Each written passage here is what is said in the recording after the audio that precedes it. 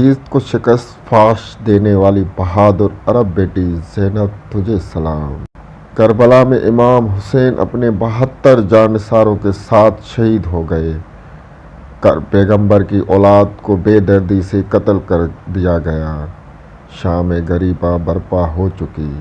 اللہ کے محبوب پیغمبر کی بیٹیوں اور بچوں کو قیدی بنا کر شہر کی سڑکوں پر گشت کرایا گیا، مگر اس قتل عام اور توہین رسالت کے خلاف کوئی آواز اٹھی اور نہ ہی یزید کے خلاف کوئی عوامی بغاوت ہوئی، اور شرمندگی میں مبتلا کر دینے والا موڑ ہے جہاں کوفے اور شام کی بازاروں میں رسول کی اسیر بنائی گئی بیٹیوں کے گزرتے وقت اس دور کے عام مسلمان ان پر فکرے کستے ہوئے اور نبی کی اولاد کے قتل پر شادمانے بجاتے نظر آئے، مگر ان کا بھی کیا قصور؟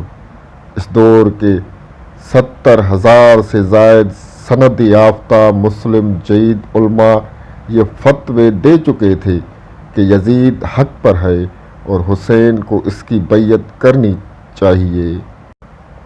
یزید کے حق پر ہونے کی حالت یہ تھی کہ ساری رات شراب پی کر فجر کے وقت مسجد میں داخل ہوا اور امامت کرتے ہوئے 2 رکعت فرض کے بجائے 4 رکعت کی نماز پڑھائی اور کہہ مار کر مقتدوں سے کہا، پیٹ بھر گیا یا 2 رکعت اور بھی پڑھاؤں؟ یزید کے دین اور دینداروں کے ساتھ یہ مسخریاں سرعام جاری تھی۔ اس کے ظلم اور جبریت کے خلاف مزاحمت کرنے والے امام شہید ہو چکے تھے۔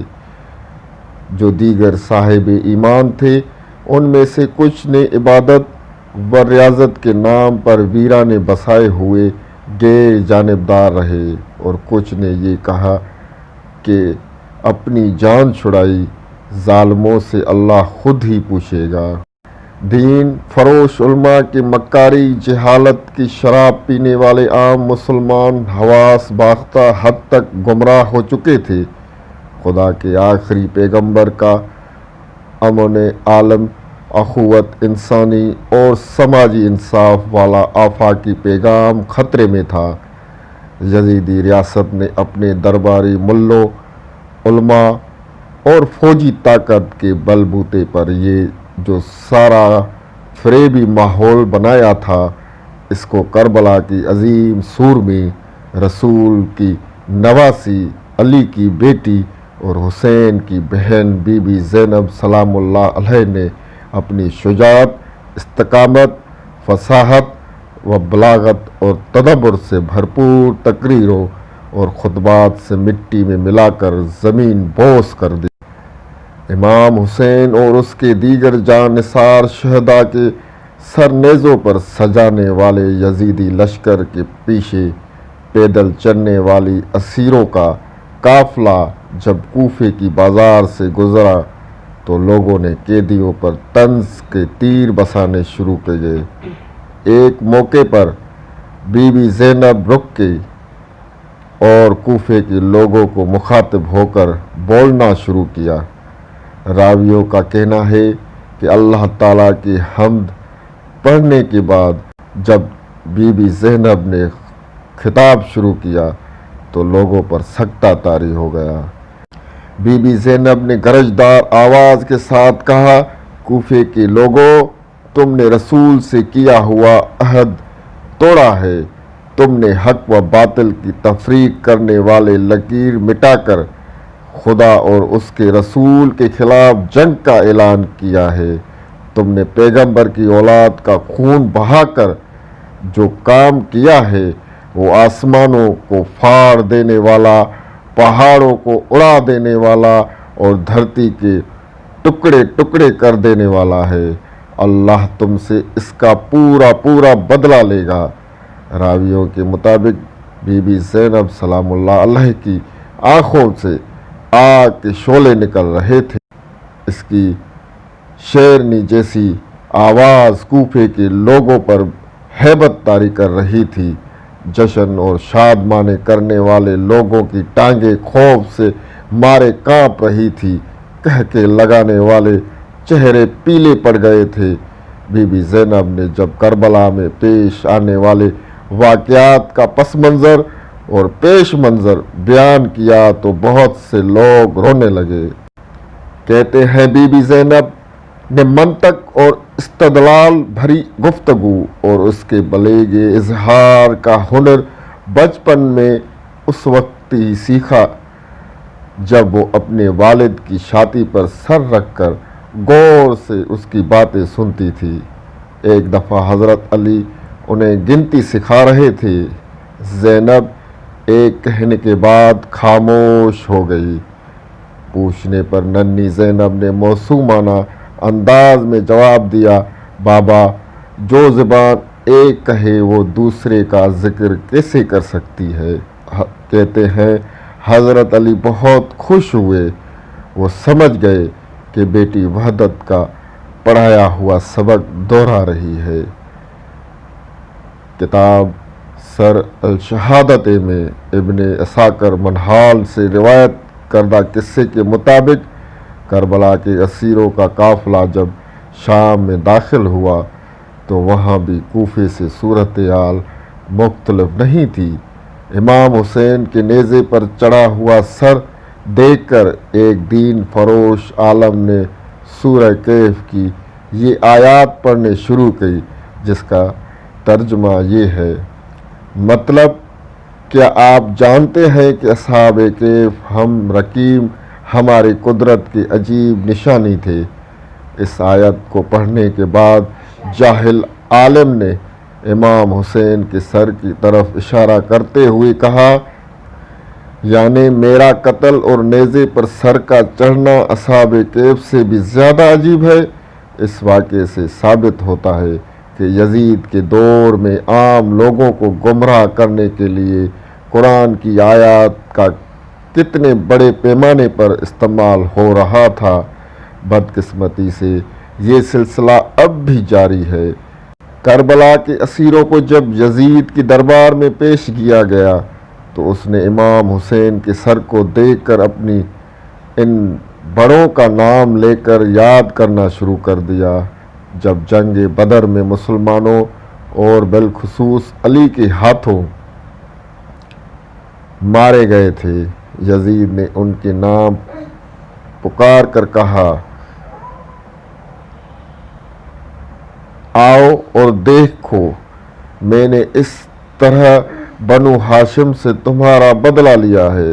यजीद इमाम हुसैन के सर मुबारक के करीब किया गया और अपने हाथ में थामी हुई लाठी हुसैन के दांतों पर लगाते हुए ये आयत पढ़ी, तइज़्ज़ मन तशा व तुज़िल्ल मन तशा, यानी अल्लाह जिसे चाहे इज़्ज़त दे और जिसे चाहे ज़िल्लत दे। यजीद के इस तबसरे पर दरबार में मौजूद बीबी ज़ैनब भड़क उठी और वो मदलाल और तारीख़ी खिताब किया जिसने यजीद के तकब्बुर और गुरूर को खाक में मिला दिया। इस खिताब के कुछ इक़्तिबासात पेश खिदमत हैं। तमाम तारीफ़ें इस अल्लाह के लिए हैं जो तमाम आलम का परवरदिगार है। यजीद मलऊन, क्या तुम्हें हमें कैदी बनाकर ये समझते हो कि तुमने हम पर ज़मीन व आसमान तंग कर दिए हैं? हमें असीर बनाकर बाज़ारों में रुलाकर क्या तुम ये गुमान कर रहे हो कि तुम्हारे इस अमल से हम अल्लाह की बारगाह में रुस्वा हुए हैं और ये काम करके तुमने अल्लाह के यहाँ इज़्ज़त कमा ली है?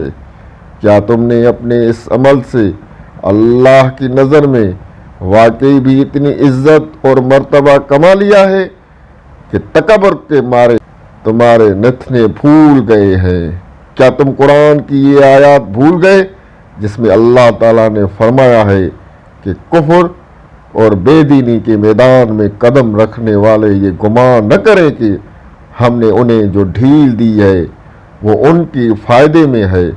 इनको ये ढील इसलिए दी गई है ताकि उनको गुनाह करने की ज़्यादा मोहलत मिले اور ایسے لوگوں کے لیے ایک ذلیل کرنے والا عذاب تیار کیا گیا ہے۔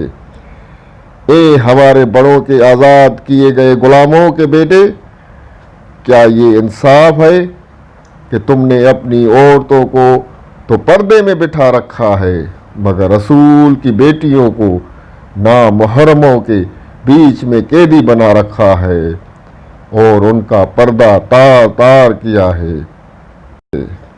مگر ایسے شخص سے مہربانی کی امید بھی کیسے کی جا سکتی ہے جس کے اجداد نے اسلام کے پاکیزہ شہیدوں کے جگر نکال کر چبائے ہوں؟ تم حسین کے دانتوں پر لاٹھی مار رہے ہو جو جنت کے نوجوانوں کا سردار ہے، اس محمد کے خاندان کا خون بہاتے ہو جس پر اللہ خود درود پڑھتا ہے، اور اپنے بڑوں کو پکارتے ہو اور یہ گمان کرتے ہو کہ وہ تمہیں کوئی جواب دیں گے، جبکہ تم خود بہت جلد ان کے ساتھ جا کر ملنے والے ہو۔ یزید، تم نے اپنے لیے دردناک عذاب تیار کیا ہے۔ وہ وقت دور نہیں جب تمہاری کھال ادھیڑی جائے گی۔ ظلم کرنے والوں پر اللہ کی لعنت ہو۔ بی بی زینب کے اس خطاب نے یزید کی اوسان خطا کر دیے۔ دربار میں موجود کچھ لوگ رونے لگے۔ یزید کا ساتھ دینے والے بہت سے لوگوں کو پہلی بار احساس ہوا کہ ان سے سنگین غلطی ہو چکی ہے۔